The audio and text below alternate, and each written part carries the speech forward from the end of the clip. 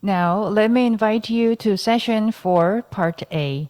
This session will reflect on the impact of disasters on statistical operation and the responses of national statistical system to these challenges. All our presentation and discussion sessions will be moderated by a session chair. The chair of session 4, part A is Mr. Grant Cameron, Director of the SDSN's Thematic Research Network on Data and Statistics, known as TRENDS, who oversees a work program for bringing innovative approaches to countries in the Global South to improve data for the SDG agenda. Prior to joining the SDSN/Trends, Mr. Grant worked at the World Bank for 15 years, supporting countries to improve their statistical and data capacities to make them more accessible and useful to policymakers and the public. He also served in the Government of Canada and Statistics Canada. With this, I'd like to invite Mr. Cameron to the stage for Session 4, Part A. Thank you very much, and thank you very much for that delightful introduction. I'm just wondering if someone can nod their head to make sure they can hear me okay. Yes, thank you, Francesca. And yes, I guess to all who are there, welcome or welcome back to the International Conference on Official Statistics. As we've just heard, my name is Grant Cameron, and I'll be your moderator for the next hour and 15 minutes. And you're tuned into Session 4, Part A. The session is entitled Impact of Disasters on Statistical Operations. How have the national statistical systems responded? And what more kind of relevant question to ask ourselves at a time when we have things like major fires, major hurricanes, and of course a global pandemic coming on stream. To set the stage, I just wanted to say a few opening remarks, and then we'll move into some of the thoughts from the panel. I think it's very safe to say that disasters create a perfect storm for national statistical offices. Disasters make National Statistical Office change how they collect data and change how they produce statistics from the data they're collecting. But as the NSOs scramble to supply statistics during these types of disasters, the demand for their products also increases very quickly and from two sources. One, policymakers want data at finer levels of detail and often combined in new ways to target public sector support to those who need it most.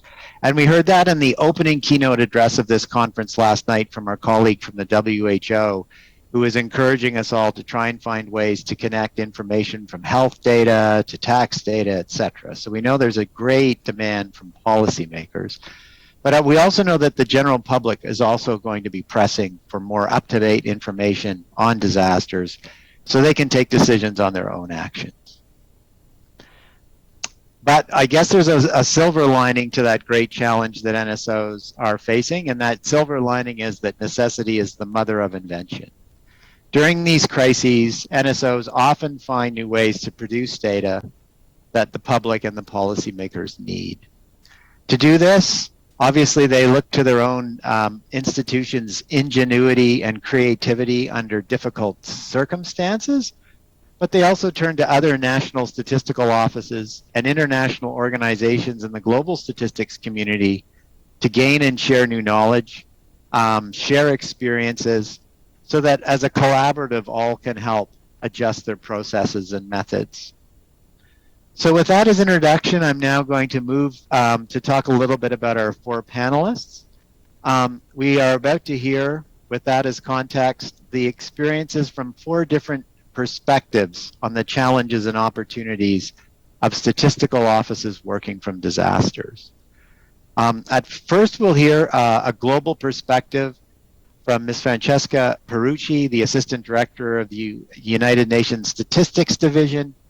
And then we will hear from three country perspectives, first from the National Statistical Office of Chile, then Vietnam and Jamaica. And I think it's worth noting, if you haven't already, that all three of these countries are particularly vulnerable to certain types of natural disasters, along with, of course, the global COVID pandemic that we're all facing. So we start with Ms. Perucci, who will present findings of a survey of national statistical offices conducted by the UNSD and the World Bank to give us an overview of the circumstances. For those of you attending session 4B, which is quite a bit later if you're on the East Coast of North America, you'll want to note that there's an overlap and an intentional one between Francesca's remarks and the ones that Alberto will be providing at that stage. So I'm now going to ask Francesca to set up her presentation, and for the next 12 minutes, the floor will be hers. Thank you very much. Thank you so very much, Grant, and I'm delighted to be part of this panel and to have our dear colleague Grant as a moderator. Thanks for introducing the topic. As you said, this is a joint work with the World Bank. And there will be another presentation sort of highlighting some of the findings, and there will be some overlaps so I'll allow different audiences to hear some of the same content. Hello, everybody. Good morning to our colleagues in Korea and to our colleagues in Asia, and good afternoon, good evening to all other participants. So.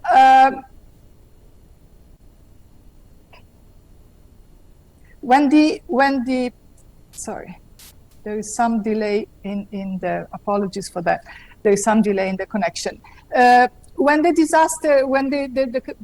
pandemic hit in the beginning of 2020, we immediately realized that statistical operations were going to have serious disruptions. And we were approached by many of our partners in countries and in the international community to sort of understand how we could offer support to those who needed support in facing the challenges of the pandemic. So jointly with the World Bank and the World Bank's Development Data Group, and in coordination with the UN regional commissions, we decided to launch a series of surveys to understand the impact of the global pandemic, and to provide information to the statistical community, to donors, to development partners, on how to mobilize resources and how to offer the needed support in the immediate term, but also how to plan the support that we, of course, understood would be needed also in the long run. So.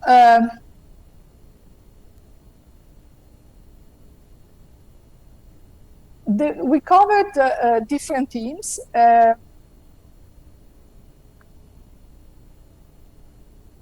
If the Secretariat can confirm that my PowerPoint is still showing, because my computer is not advancing the PowerPoint, kindly.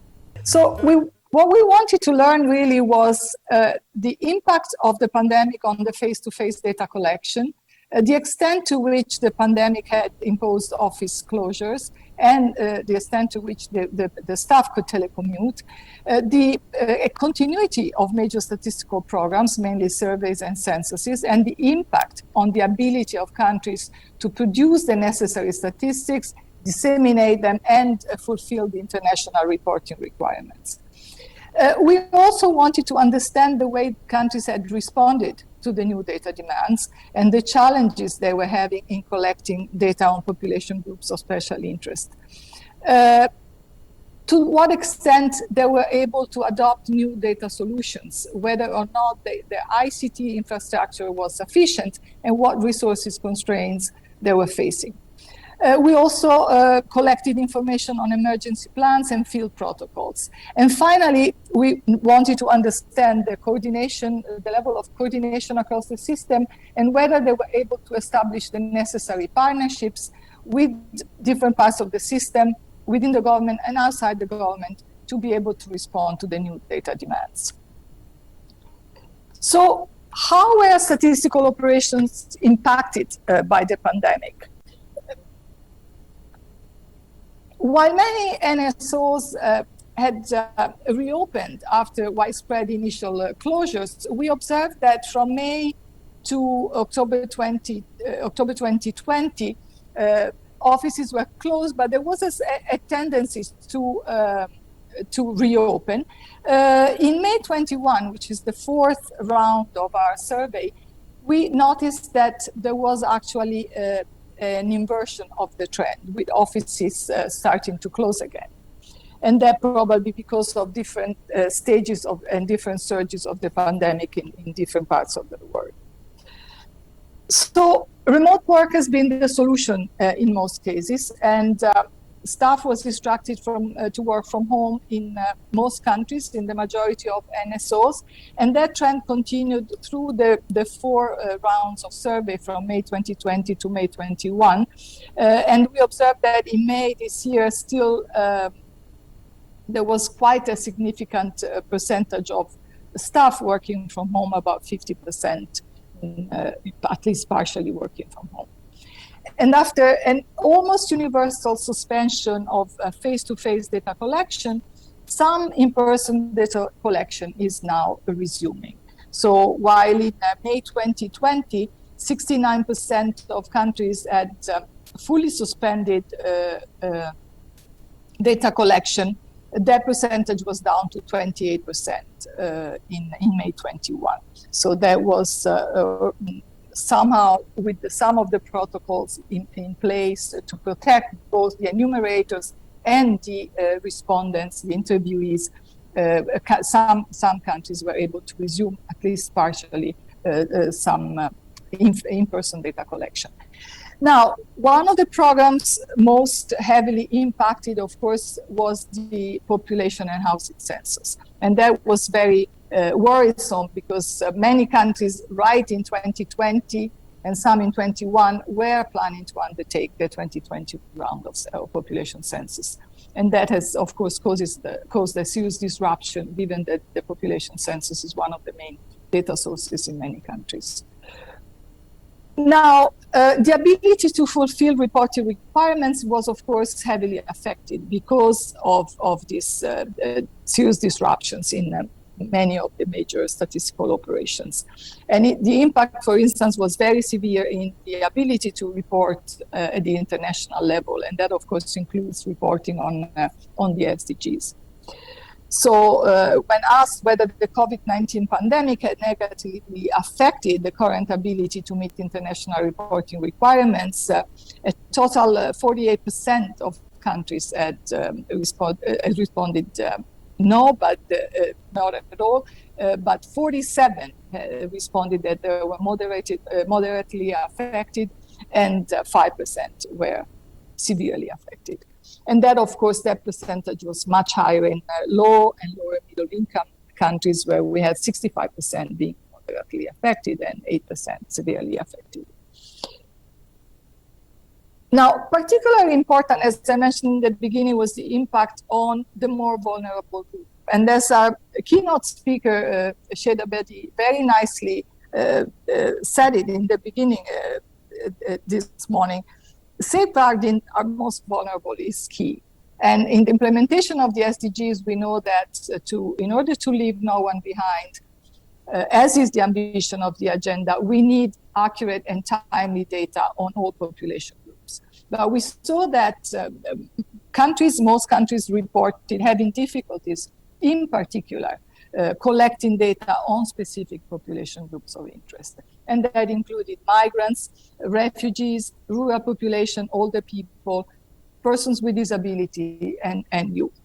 And to give you an example, in the case of migrants, the difficulties due to the pandemic resulted from the number one cause was population groups were hard to reach via phone or internet, which means that in the case of particular population groups, the use of phone or web-based surveys might not necessarily be always the solution, because it tends to leave out the groups that are more difficult to reach. Another cause highlighted was, of course, surveys were suspended, disruption in census operation,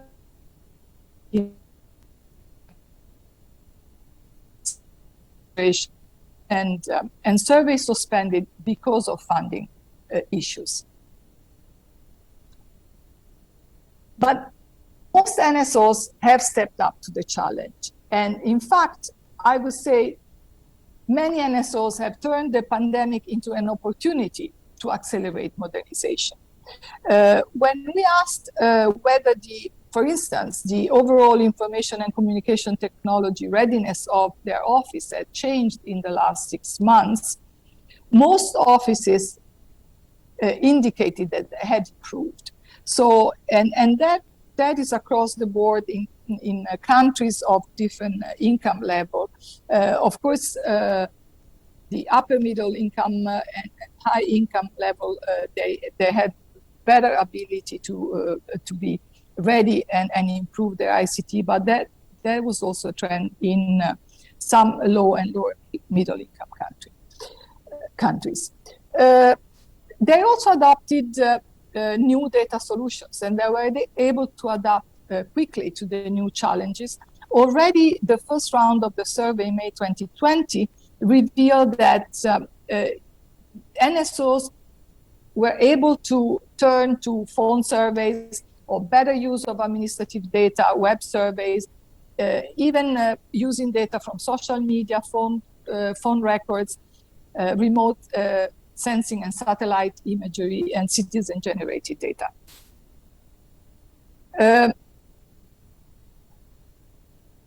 And they were able to establish, apologies, I don't think we have been able to share the PowerPoint.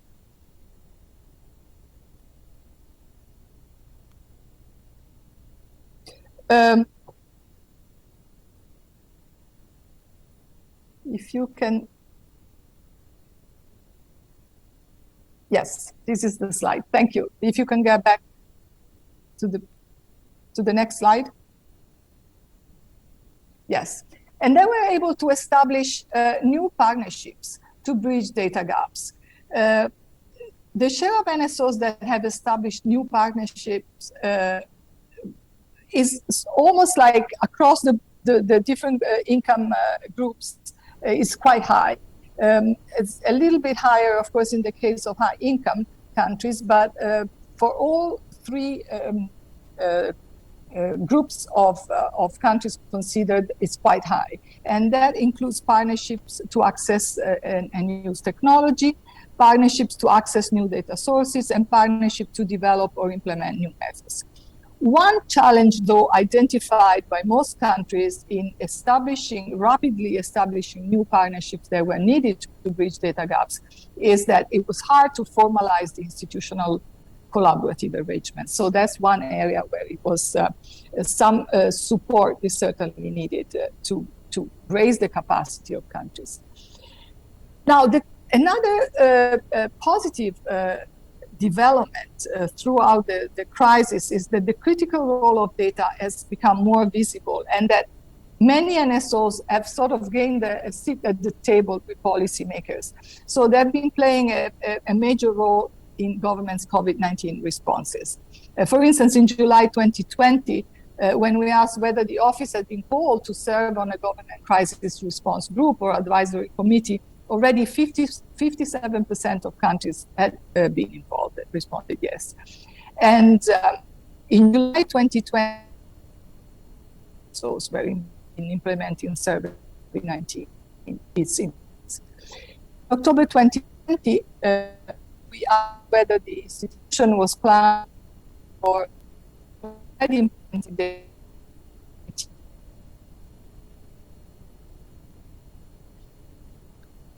Now, these, of course, are all very positive developments. Sadly, it took a pandemic in many cases to accelerate a process of transformation and innovation that was already ongoing. But to make that sustainable, there is need for funding. And the need for funding has actually increased. Already in May 2020, 6 in 10 national statistical offices reported that they needed additional external support to deal with the new challenges posed by the pandemic. And in the last round of our survey in May 21, we found that actually national statistical offices in low and lower middle income countries, so their funding decrease from both the domestic sources and international sources. So these are some of the highlights of what we found through the 4 rounds of survey to national statistical offices. What we take away from this is that the impacts on statistical operation is still ongoing. There are still disruptions. And the double burden is that there is increased demand for data, while still statistical office cannot fully operate. And this, of course, risks exacerbating global data inequalities and data inequities. And that is because, as we see, countries that are better prepared to take advantage of innovation and can move forward with new data solutions have actually accelerated the process, while countries that didn't have the right ICT infrastructure in place, they didn't have the right skills to be able to embrace those new data solutions, are also those with fewer resources and are falling more behind. So the gap is actually widening. So the response induced an accelerated innovation, which might have lasting effects, but we need more support, technical support and financial support to ensure the sustainability of these new solutions. So the emerging needs are more and better funding, specific investment on ICT infrastructure, more technical assistance, not only technical assistance in terms of enabling countries to use new data solutions, but also wider development support for countries to be able to, for instance, establish partnerships and be able to fully take advantage of the transformation that is ongoing. And in terms of preparing for future crises, what we see from the countries that have been more resilient throughout the crisis, there is a strong need to invest in enhancing the resilience of statistical and data systems. And we heard that from the keynote address, what some of the important areas are, such as strengthening the foundational data, making sure that our CV registration systems are well in place, at the same time embracing innovation and enabling countries to adopt some of those solutions that are readily available, but they're not necessarily there for them to, and they not necessarily have all the skills to utilize them fully. So I'll stop here. Apologies again for the PowerPoint not working perfectly, but I'm happy to take questions later. Thank you. Over to you, Grant. Thanks very much, Francesca. I think that was a very clear presentation. And, I think we really managed to take away the key messages that you mentioned there. Very much consistent with some of my opening remarks. I think it's great to get that sort of global view of how statistical offices are trying to meet that double burden, as you described it, and they slowly are organizing themselves to do that as this COVID pandemic continues, and some innovations are indeed improving. And so I think for the remainder of the panel, we're going to complement that sort of bird's eye view of what's happening through the survey taking that the World Bank and the UNSD is doing, with some specific descriptions of what's going on in the ground. And our second speaker we'll start with is Ms. Sandra Quijada, and she's the director of the National Institute of Statistics in Chile. And she's now going to provide her experiences and the experience of her offices through the pandemic. And it's through a recording. So we will play the recording now. So I will ask if the colleagues in the Secretariat can roll the film, as we used to say. Thank you very much. Good morning, everyone. For the National Statistics Institute of Chile, the opportunity to attend this meeting is of great relevance because it provides us with a space to exchange our experiences and strategies in confronting the health and economic crisis triggered by the COVID-19 pandemic. The first challenge we faced was maintaining operational continuity with our normal statistical production processes. The health crisis forced us to adjust fieldwork protocols by introducing measures for the protection and care of the staff and informants of our institution to minimize the risk of contagion.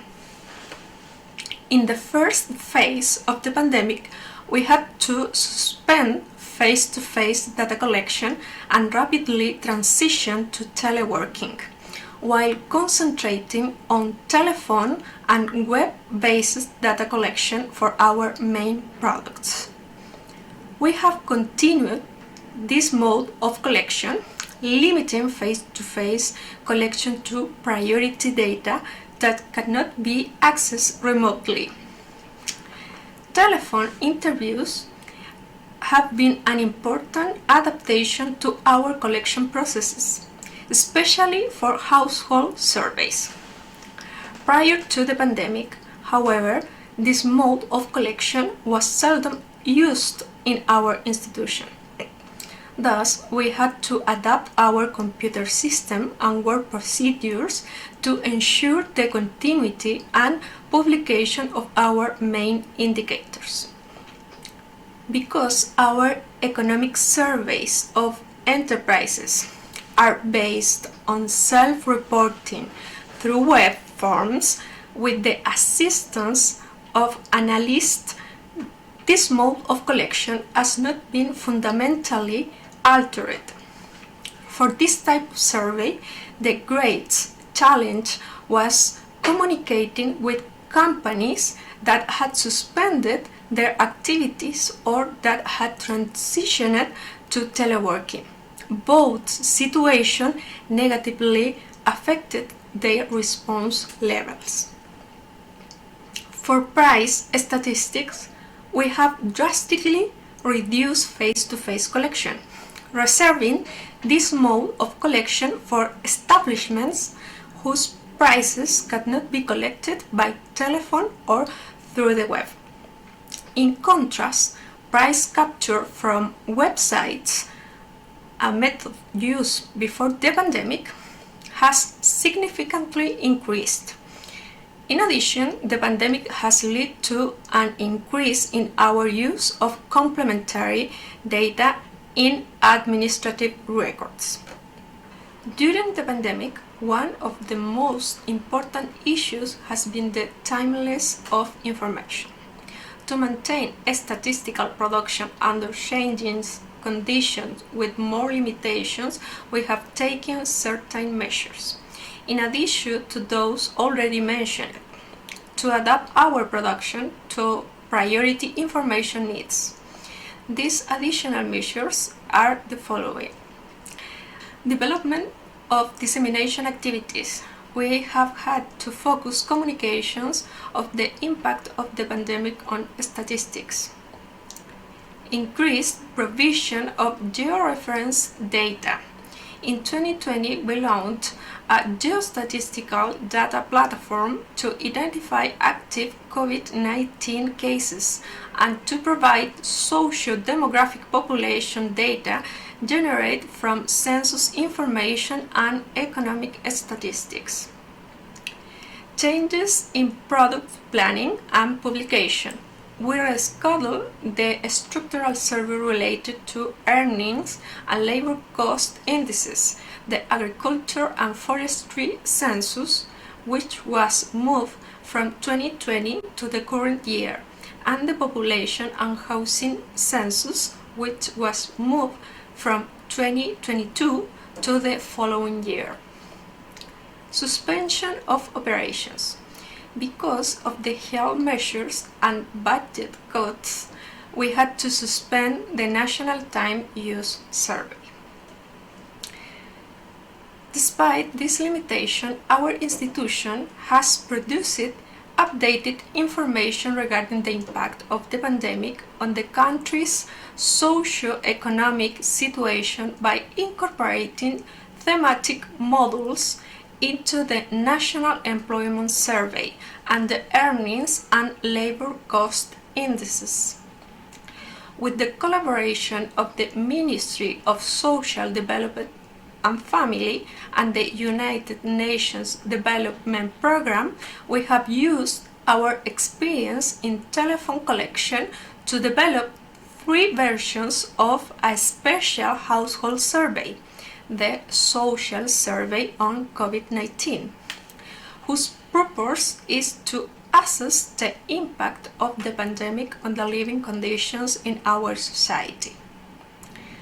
The various pandemic-related measures we have introduced are likely to permanently change our statistical production processes.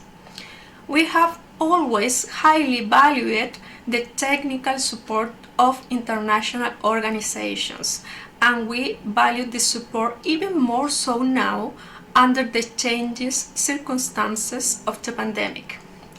Together with the Economic Commission for Latin America and the Caribbean, we have led the Knowledge Transmission Network, which provides the region's statistical offices with the space to share experiences and practices of adaptation during the pandemic, thus strengthening our processes and helping us to improve as institutions.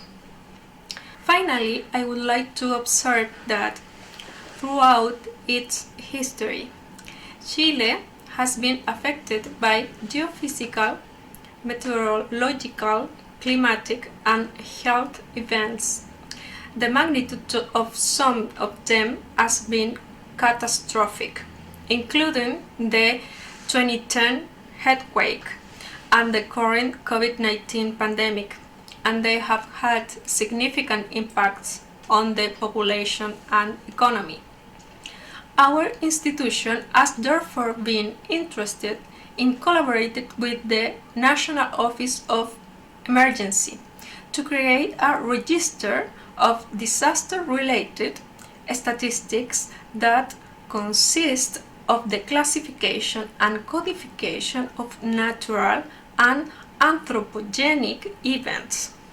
With this register, we could organize and systematize these statistics using statistical language and a theoretical foundation to produce a useful tools for recording these events and their impacts, which would be available to all organizations that gather this type of information.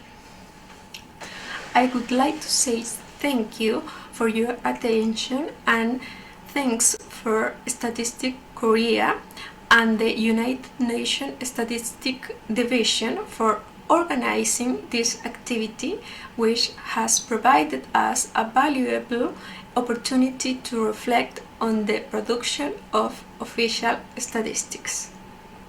Thank you very much. Well, I think we should all, at least in our minds, thank our colleagues in Chile for that terrific video that was made. It's pretty clear from that intervention that they've had to really sort of readapt a lot of what they were planning to do in order to focus a lot of their statistical products to the pandemic recently. I was interested in hearing about how they were moving much more quickly than it sounded like they were expecting to geo-reference data, because that was so critical for, I think, planning, and a greater focus on communication. And I think, if anything, really will resonate across the entire spectrum of dealing with the pandemic. It's probably more of an acute focus on communication, because there's such a risk of misinformation being circulated through a pandemic, and we have seen cases of that. And it's delightful to hear that they really valued the support of international organizations, and I think that calls into some question the nature in which how perhaps the community at large can help prepare for thinking about what the next crisis is, realizing it won't be like the last one. So I think those are some really important messages, and I thought that was a very compelling video, so thanks again. Our third speaker out of four is Ms. Nguyen Thai Huong, and she's the Director General of the General Statistics Office in Vietnam. And she's now going to provide a presentation on the experiences of her country in adjusting to these double burdens and dealing with the challenges presented by disasters. So please, over to you, Ms. Huong. Thank you.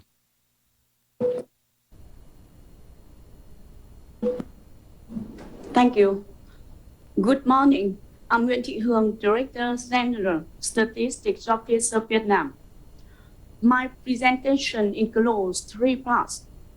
Part 1, impact of disaster on statistic activities. Part 2, responses of ZLOs. Part 3, recommendation of the ZLO to international organizations. Now, we start with part 1. Because of limited time, I will not present the impacts of disaster on support activities. We will go directly to item 2, impact of disaster on statistic activities. In 2020, the ZLO conducted 2 surveys to assess the impact of the COVID-19 pandemic on the enterprise, production, and business activities. At the same time, ZLO added questions related to the impact of the COVID-19 pandemic on the labor and the employment and income to the monthly labor force survey. The ZLO statistic information collection in the EA has not met the requirements set forth in the statistic survey plan. Processing and aggregating the statistic information collected from survey also are not on schedule. The quality of collected information is decreased. The dissemination, verification, and updating information phase more difficulty take more time. The coordination mechanism in providing disaster-related data is not timely and complete. The system of statistical indicator on disaster has not been developed. Analytical and forecasting methods have not met the requirements, except for reports and the yearbook. Some statistical applications are not public and scheduled. The forms of dissemination, statistical information, such as express conferences, must be displayed. Now, we go to part 2, responses of the ZLOs. 1, rules of the ZLOs. The ZLO always affirms its important role in providing impartial, accurate, complete, and timely statistical information, assessing impact of natural disaster and pandemic, surveying, studying, and analyzing short-term and long-term effects of disasters. 2, responses of the ZLO. The ZLO has applied a digital document management system and a specialized digital certificate application, developed a job management software system, offline and online meeting system, connecting the whole system from the country control to the district level. An operating ecosystem was built. The ZSO has promptly issued professional statistical guidance documents for all statistical surveys, provided in notifications on applying measures to collect statistical information in the EA during the implementation of social distancing. The ZSO has implemented the IT application in collection the server to perform remote statistical information processing and aggregation activities. For statistical analysis and forecasting activities, applying social economy activities, models to catastrophic shocks and epidemics, electing suitable methods, updating the quarterly economic growth scenario, and analyzing the resilience and elasticity of economy because of COVID-19 pandemic, organizing online training courses, receiving remote technical support from international organizations, strengthen channel for disseminating statistical information and diversifying forms of statistical information dissemination. Regarding the cooperation with ministries, line ministries, the ZSO has strengthened using the administrative databases, coordination, sharing, exchange, and statistical information collection through online mode.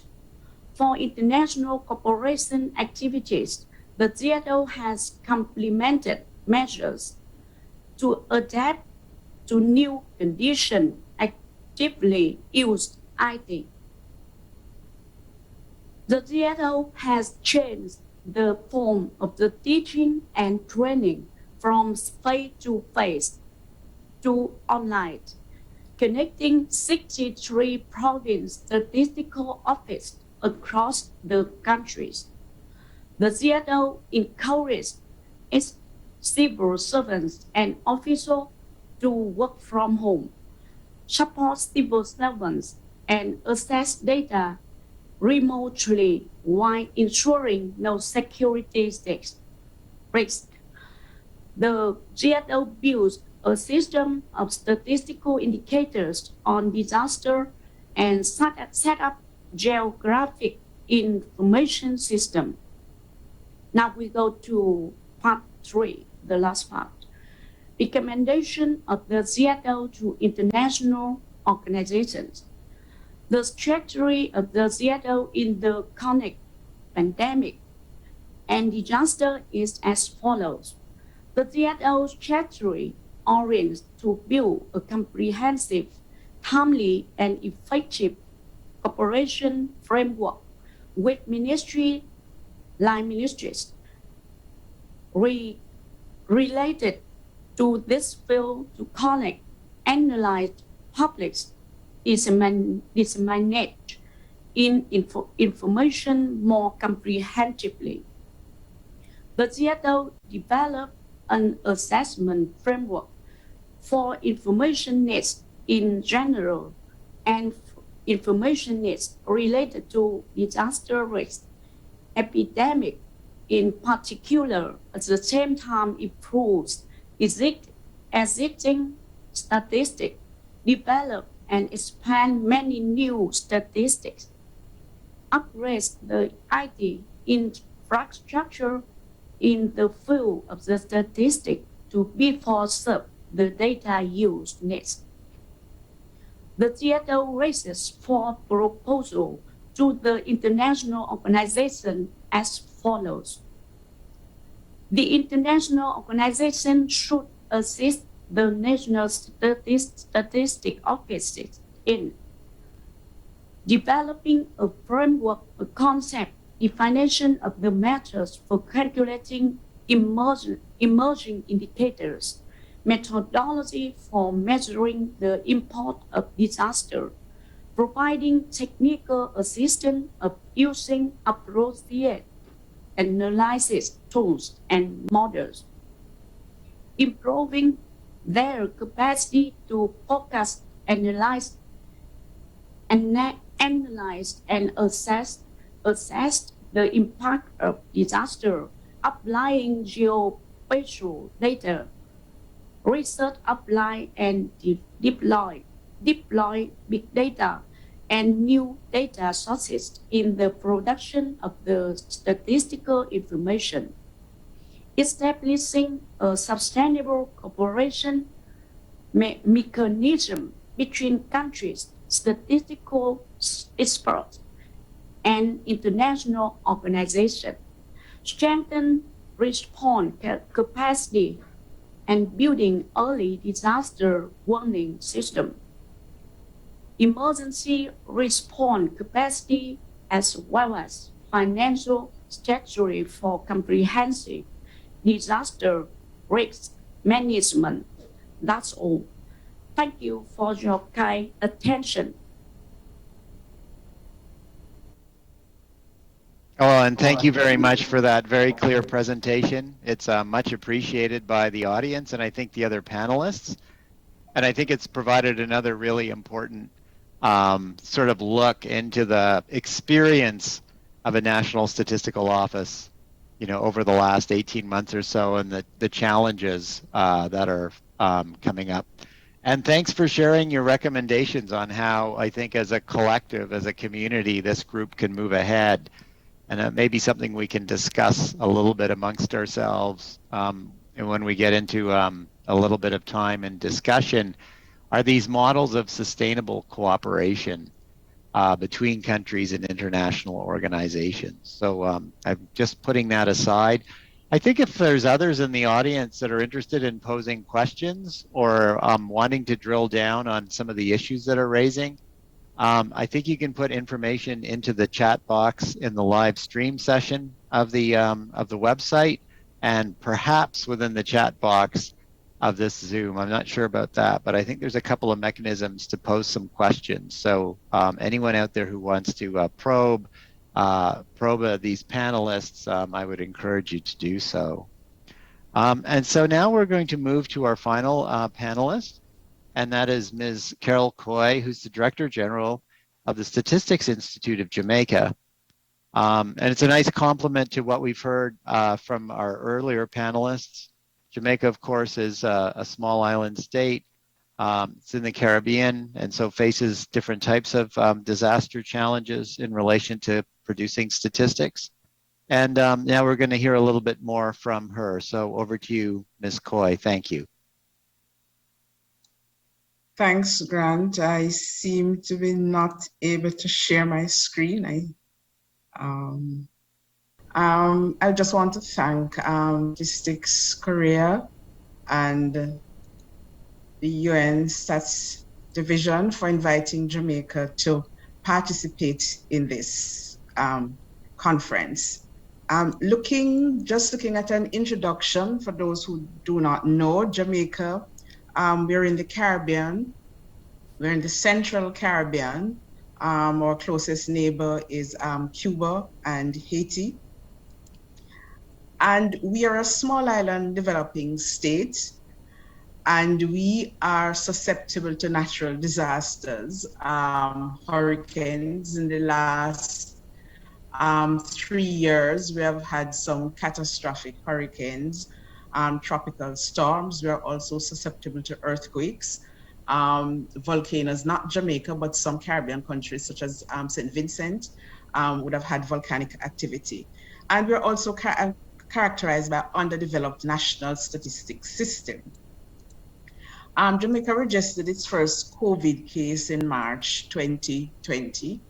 The measures implemented were, I think, similar across the world, where you had stay-at-home orders, travel restrictions, restrictions on public gathering and entertainment events. The travel restrictions would have been particularly devastating for a country like Jamaica, where tourism is its largest foreign exchange earner and contributes significantly to the economy.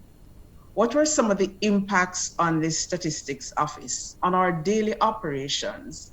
The operations are starting, as we are known. It was significantly reduced, but the office remained open, and that was in the early stages. We are now going through a third wave of COVID, and we are now having lockdowns where the office has been closed this week. So we are in the early stages, we didn't have lockdowns, but we now are having such events. So what happened to us is that we faced the dilemma of suspending surveys at a time when access to information was critical, because in the early stages, there was little known about the virus and we weren't sure of the impact. So we faced that dilemma, as I said. And so in April 2020, our quarterly labor force survey was canceled. We also canceled our 2020 annual survey of living conditions. And this one was a dilemma because this survey provides data on poverty. And so currently we have no idea as to the impact of COVID on poverty in 2020. Our monthly CPI was also affected by the closure of some businesses or difficulty accessing establishments. Another impact on the NSO was the reduction in budgetary support.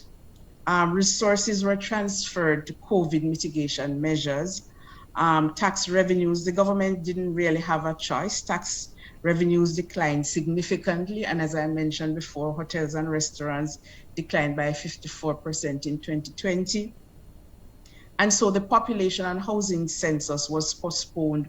It should have started in April 2021. We have postponed it to April 2022. And we keep our fingers crossed that we can do it in April 2022. The census budget was slashed by about 90% in the last budget year. So what were some of the measures that we implemented? There was a work from home instituted among staff. This, however, it resulted in an increased expenditure on IT and communication infrastructure because we're a small country. So the IT infrastructure was not such that would have allowed work from home. So we had to expend quite a bit on this. You suffered from internet connection issues. That were some of the issues that you faced in working from home. We also had to develop systems to ensure that productivity was not negatively impacted because we wouldn't have had such measures in place prior to COVID.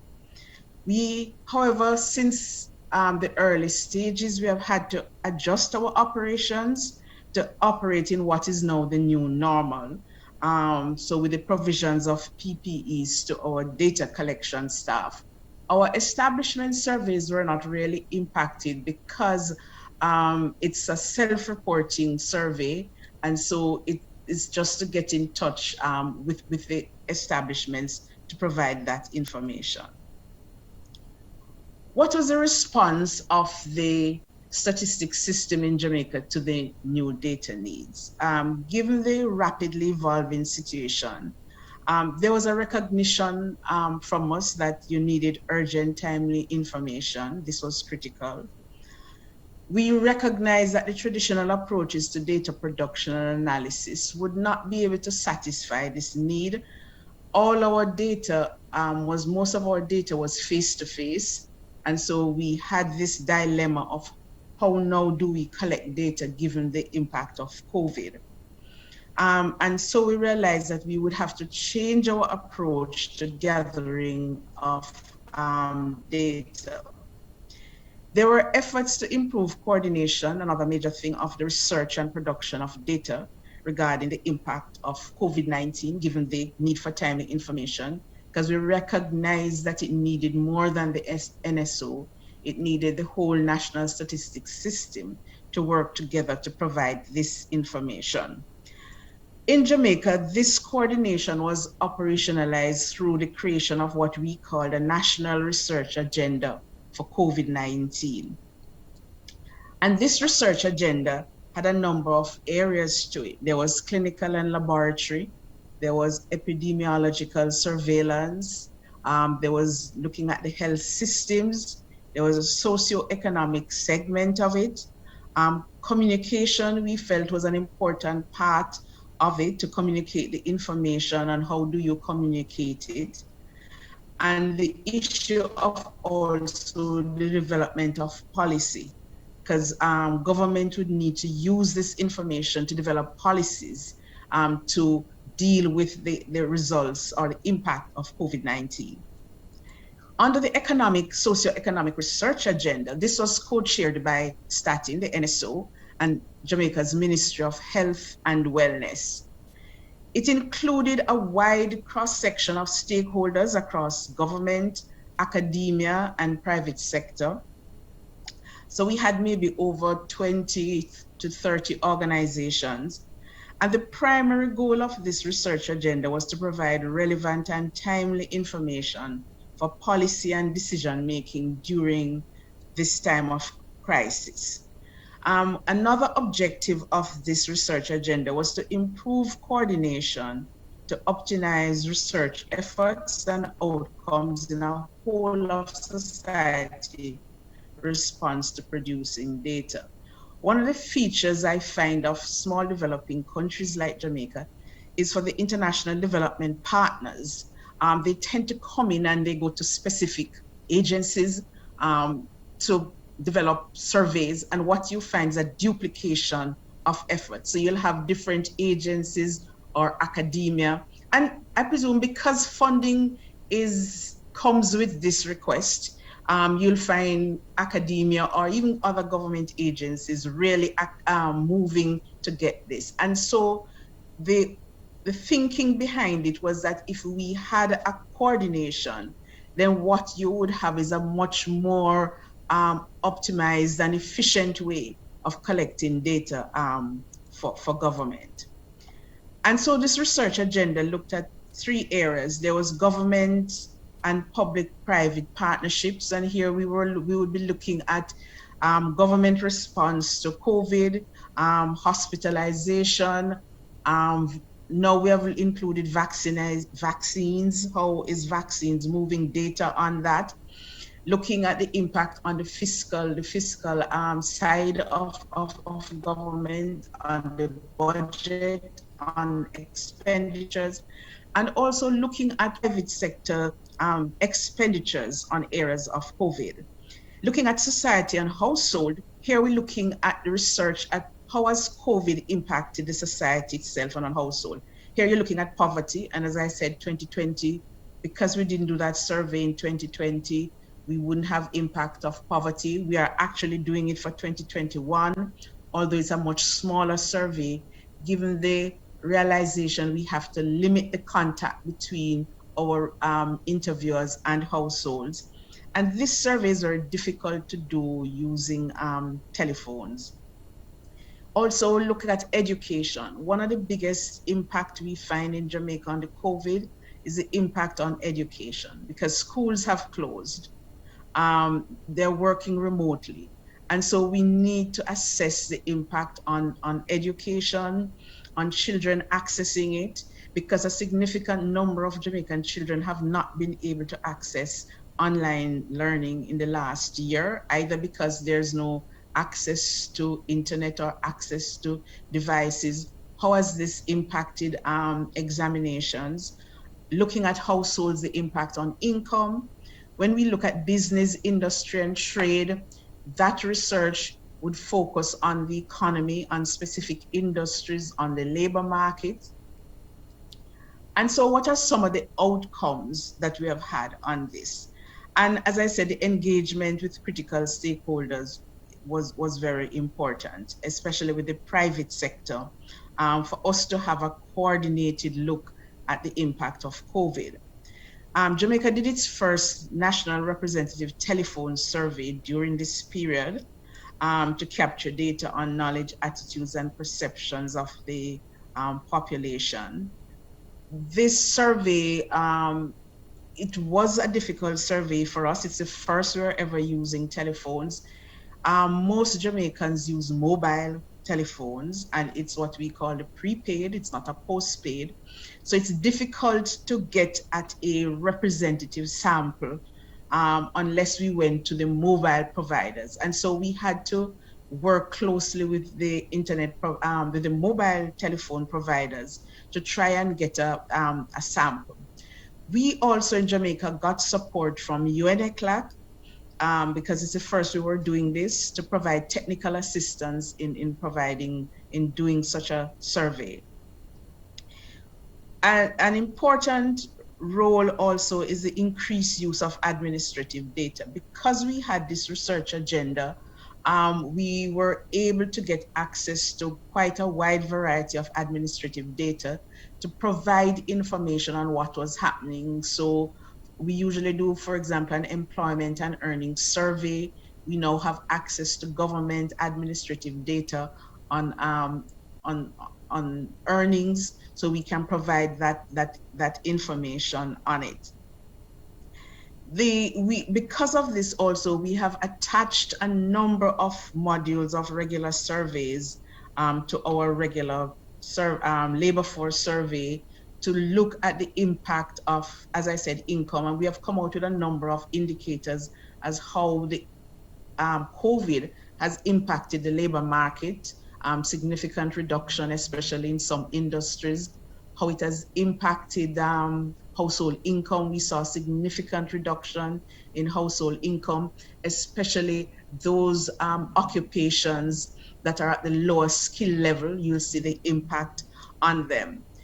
With regards to the coordination, I'm not sure how successful we have been with this, because I still think the international development partners, I don't know the thinking behind, but they seem to still go around this research agenda rather than working through. So I think that is an area that we might have to work on. So those are some of the how we reacted to the impact of COVID.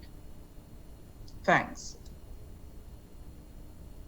Thanks, and thank you very much. Yeah, another very clear and well-articulated sort of recount of a small island and its dealings with trying to adjust its statistical projects and programs, and then dealing with kind of new modes of collaboration. Yeah, I was interested to hear about this national research agenda.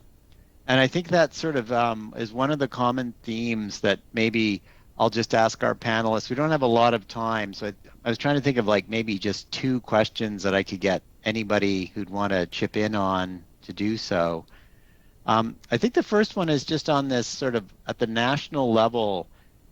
There seems to be a lot of evidence that there's more collaboration across line ministries, research communities, academia than we've had in the past, I guess, to respond to the new types of demand. And maybe one idea that might be interesting to know is, you know, once we do get past the pandemic and things go back to whatever the future normal is going to look like, how will those relationships, obviously keeping those relationships thriving would be, I think, beneficial to the statistical community. But you know, how do we kind of keep those going in absence of a crisis? So you know, I think that there's always going to be policy challenges and new challenges. People tend to rally with a lot of energy at a crisis time, but when things start to settle back into the normality of things, you know, I think there may be a lost opportunity to try and sort of cultivate or nurture that kind of a collaborative agenda. And I think we heard that from Jamaica, we heard that from Chile, and then of course our colleague from Vietnam was talking about trying to build a comprehensive, timely, and effective cooperation framework. So that's, I think, one question that, I mean, if anyone wants to come in on. And then I think our colleague from Jamaica did a really nice job articulating perhaps some of the less than optimal behavior of the international community not working through these new collaboratives that have been formed and perhaps using their own chains. So questions about how maybe the international community or even the broader statistical community, how does it sort of have to change? A lot of what has happened in the past is a lot of efforts to create common standards and then provide TA and that sort of thing to meet those standards.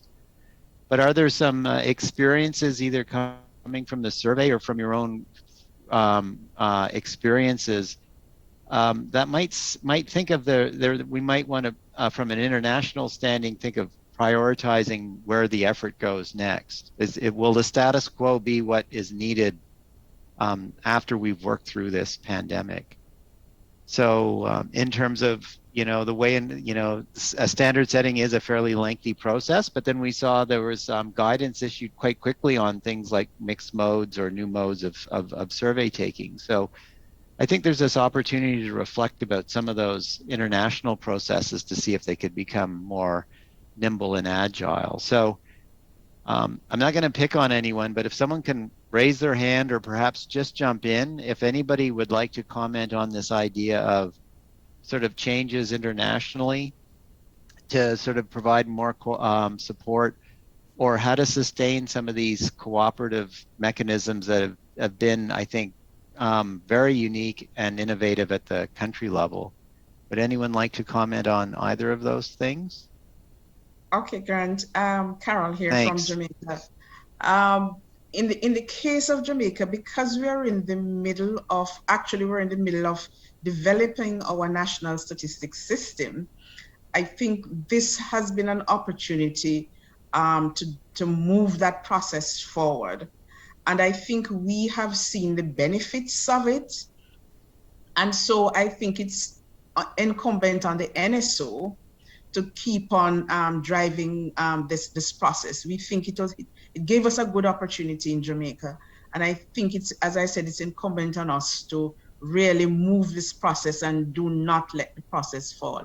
In the case of Jamaica, the importance of it actually went to our cabinet, which is the highest political directorate. And so we got the buy-in from cabinet and the approval for it. So we hope that will keep the process moving. Great. No, that's good. I mean, it sounds like, the timing of your kind of agenda, and it was nice. Thanks for pointing out the fact that, it might have revealed something to the staff and the working culture of the organization, that the value of this kind of broader agenda can bring to the statistical office. Francesca, I think I'll give you the last word because we're kind of running out of time in terms of any response, but drawing from what you know from the survey, do you see anything that could address these two questions? A slight tweaking of how perhaps international support needs to change in the future, or the idea of sort of gathering more information from country experiences on how these domestic collaborations have formed. Is there any reflections from your side? Yes, thank you, Grant. I'm thinking that perhaps some of these collaborations and the transformation in the role of the NSO had already started with the SDGs, because many of the data requirements of the SDGs were such that the NSO had to sort of step out and work more collaboratively across, and also strengthen their role in terms of acting as coordinators, as brokers, etc. What I think the COVID-19 has done, the pandemic, as you said, created a sense of emergency.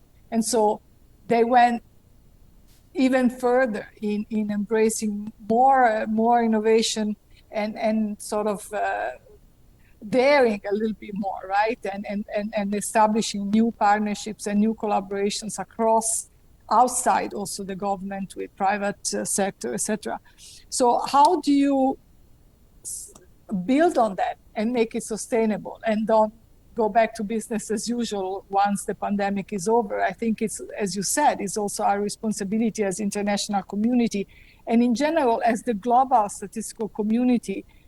We've been slow as in providing the frameworks and the tools and the methods and the technical support when it comes to new areas of work. So perhaps it's our responsibility to be more agile. You know, we see that phone surveys work, we see that collaboration across the system works, and they can use alternative data sources when it's needed instead of waiting until we have the perfect framework in place. We have to strike a balance between ensuring the quality, but also being rapid, agile, and providing the support for countries to be able to use these tools now and continue to use them in making the new solutions part of the regular data production. And I think that is happening.